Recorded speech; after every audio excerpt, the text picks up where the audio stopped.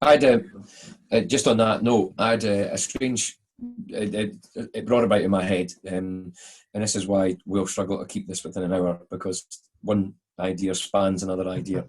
Um, that I was on a group coach with four individuals, and they each of them had their own story to tell of difficulty in amongst this time. So each of them were having each of them had their own story. Each of them had their own movie, and I did discuss that.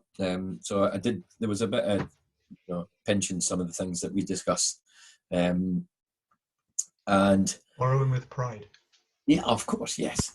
And there was part of it is that one individual had said that they felt quite upset, but they didn't want to show it, particularly recently.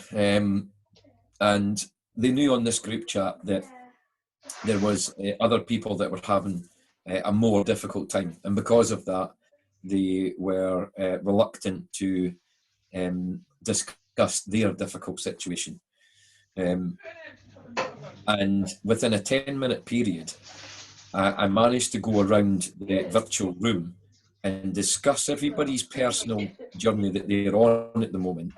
And I actually made it out that each of them should feel sorry for the other person until they'd all went round the room together.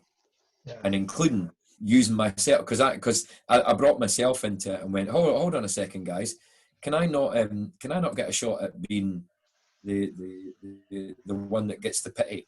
And he jokingly says, hold on a second, you've got a summer house you're sitting in, you've got a hot tub outside, and and then I discussed about the fact that I'm having to go out every day and work, and on top of that I'm 4 times more likely to catch the coronavirus, I'm told, because I'm out every day, and I'm obviously in touch with other people, and so to speak, obviously safe distancing and whatnot. But and I started selling my version of it, and on top of that, my wife's working as well, and she's on the front line, so to speak, and we've also got 3 kids, albeit one of them's 20-year-old, but the 21-year-old, but he's almost more of a struggle to look after than the other ones, and I pitched my version to the point, and I lay it on thick, but I did that for all of them to the point where they didn't all have pity on me. I'm not going to lie on that, but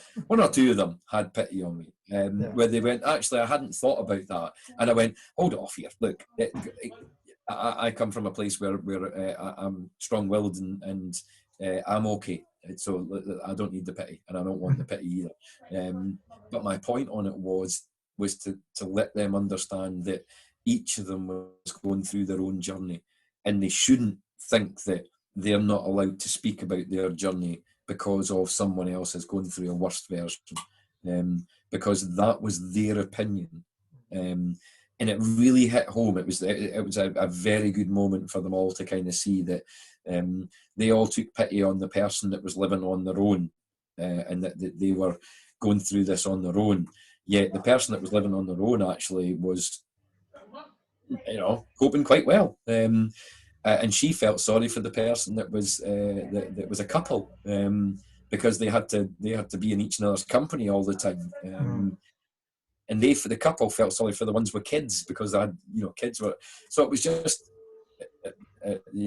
again, I suppose the anxiety of watching each another, their own version of their story, and thinking that other people had a worse version, which is a strange negative. It's almost a double negative. I'm not going to speak about my story because my story is not it's not the big movie.